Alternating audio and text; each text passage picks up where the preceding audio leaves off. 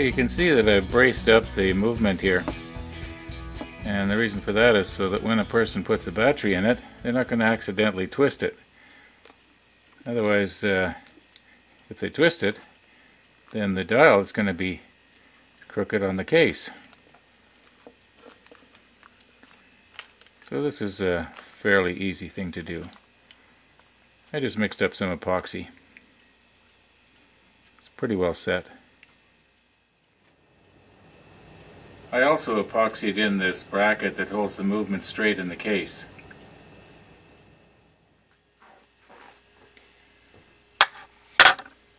Here we have the disc for the pendulum, and this is the pendulum rod.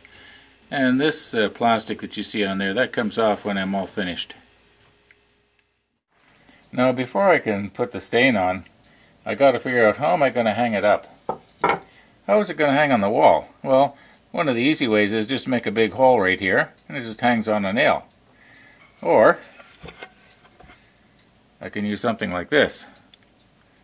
And I think that's what I'm going to do. I'm just going to put a little hanger bracket on here, and then it can hang up that way. So I've got to do that yet, and then I can start staining. Oh, and by the way, these things, they'll be the feet.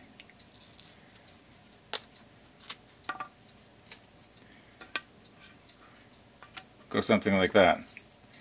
Well, I guess they're not really feet. We'll call them back pads. That'll hold it out from the wall. And the reason for that is in case the wood bleeds a little bit. Don't want it bleeding into somebody's nice white wall.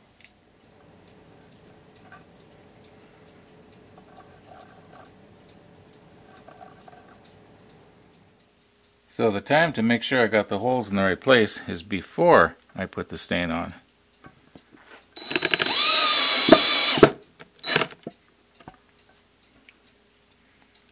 And of course you can already see it's going to be alright.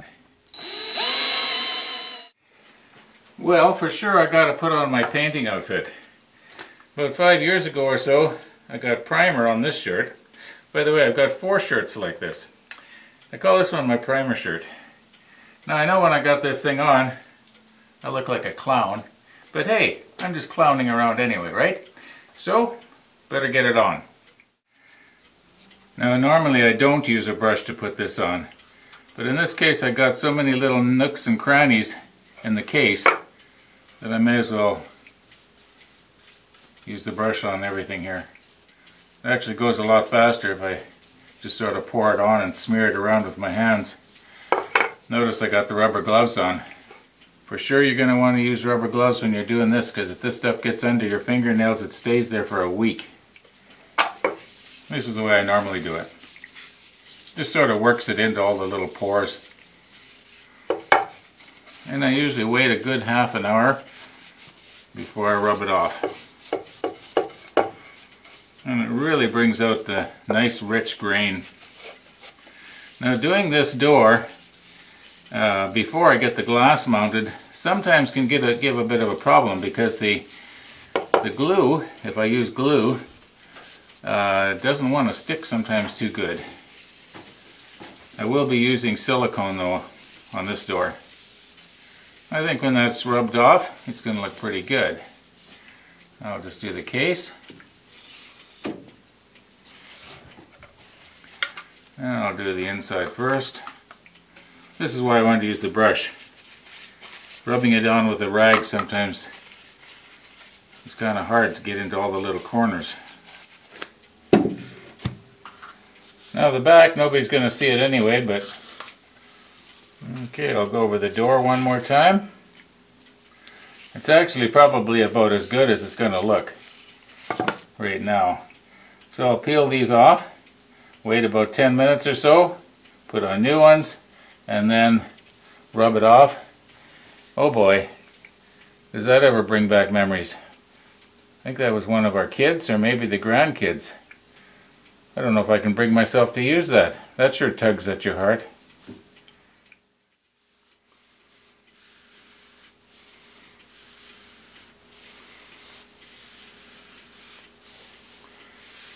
As you can see, this is coming out really nice.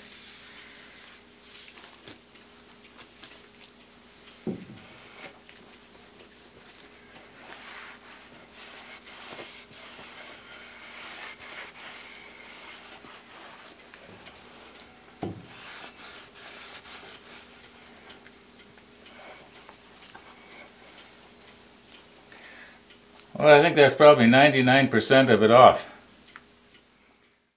Now I found that in places like right here where it's a little bit dark or where there's end grain, it will bleed for a while.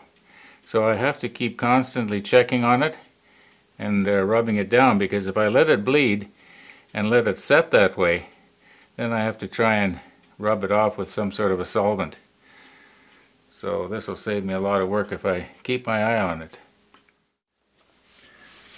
So what I did was I left it the way you saw it there for about half an hour. And then I rubbed off all the excess with these rags. Then I let it sit for about another, I guess almost 3 hours. And then there was a little bit of bleeding went on. I rubbed that off. And after I got that rubbed off, I put both these pieces in the oven at about 200 degrees for about 20 minutes or so, so they get nice and warm. Not so warm that you couldn't touch them, like I could handle them. And of course they bled something fierce. And I've now wiped off all the excess bleeding. They're starting to cool. This one feels a little bit warm. It's not room temperature yet. But the idea is that now after these sit overnight, they're probably not going to bleed anymore. And we'll check them in the morning and just see what happens.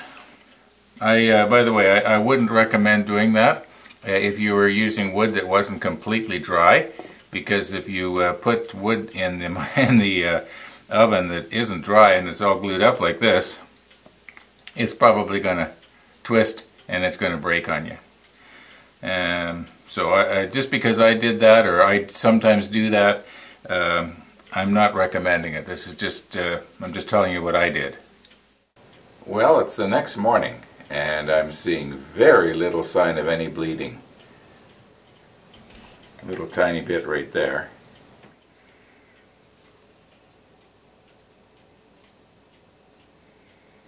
Okay, I'll just give one more little once over with the rag here. And make sure I get all the excess bleeding out, like there was right there. And then I'll put on a thin layer of wax. Well, I think I pretty well got it.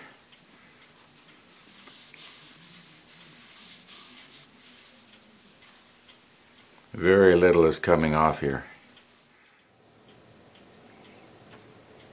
Now when I'm doing the wax, I don't sop it on like I did the stain. I just put on a nice thin layer, and I usually do it mainly where it's going to be seen. Now if possible, I'm going to try not to get it in here where where I've rabbited out for the glass. Nothing likes to stick to wax, so I want to keep it out of there. Okay, I'll just let that dry for a little bit and then buff it off. Now don't expect this wax to give you a nice shine like, say, a poly finish would have, but it just gives a nice delicate sheen. In fact, the light has to hit it just right for you to be able to see it at all. Otherwise, you can hardly tell there's any difference. But I put it on anyway. It does make a difference. Well, I'm at the place now where I can start putting hardware back on.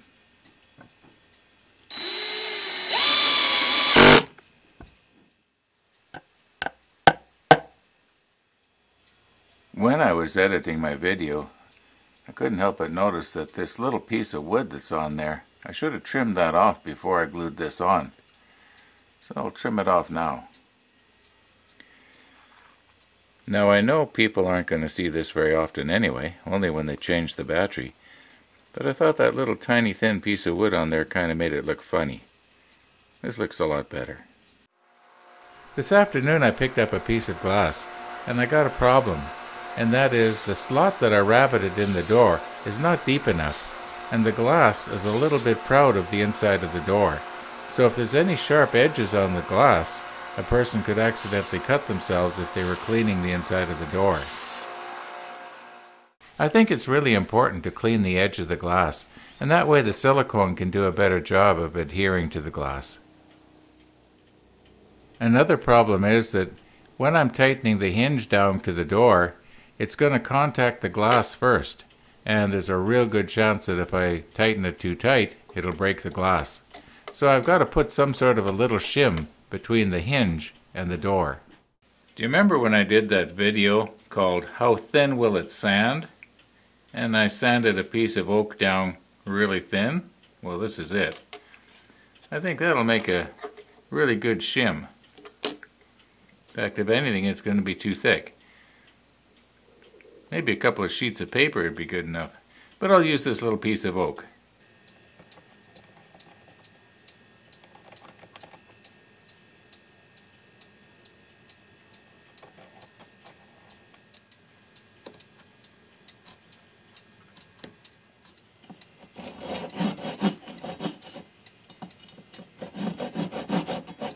Okay, I admit it, this is my second try. I should have drilled the holes first and then cut the pieces. You know, there's got to be a miniature table saw for this sort of thing. Thank goodness for time-lapse, eh? Once again, it's the next morning, and it's about 18 hours ago that I siliconed this glass into this frame, and I'm pretty sure it's going to hold. Now, as you can see, there's a few places where I got it on just a little bit too heavy, but that easily cleans up.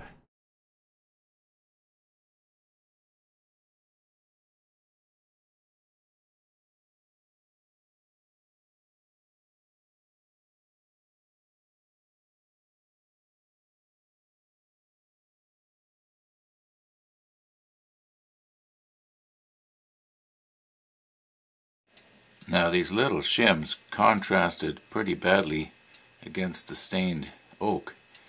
So I'm going to try and stain them here without getting the stain on my fingers. Well, here's the time I've been waiting for.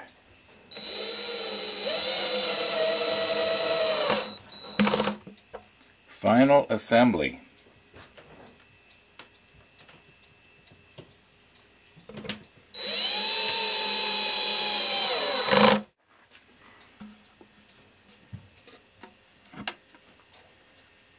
I think that's going to be okay.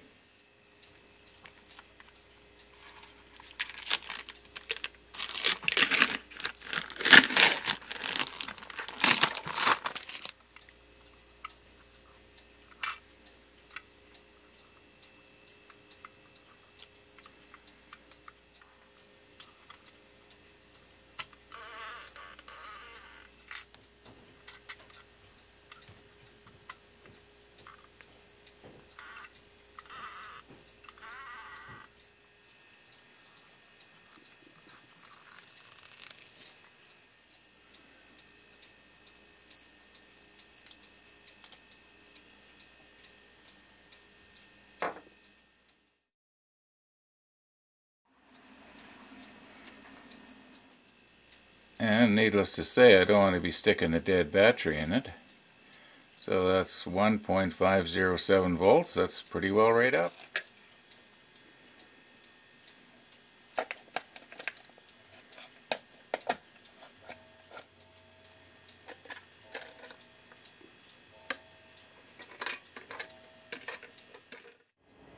Now I've hung it up temporarily here in the workshop just so I can show you how easy it is to hang the movement into the case. I think this is a slick idea. This is where I edit my workshop videos, and this is where I hung the clock. But you know, I keep these videos pretty honest, and I give you the bad news along with the good news.